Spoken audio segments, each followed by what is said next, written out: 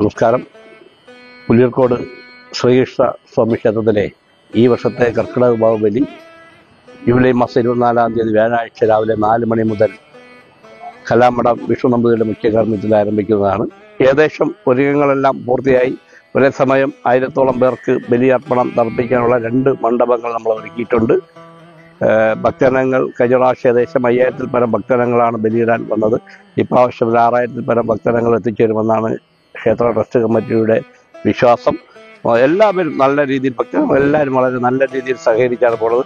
അത്രയ്ക്ക് ഒരുക്കങ്ങൾ ഞങ്ങൾ ഈ ക്ഷേത്രത്തിൽ ഒരുക്കിയിട്ടുണ്ട്. എല്ലാ ഭക്തജനങ്ങൾക്കും ബലിയർപ്പിക്കാമെന്ന എല്ലാ ഭക്തജനങ്ങൾക്കും ഒരിക്കൽ കൂടി സ്വാഗതം ആശംസിക്കുന്നു. നമസ്കാരം.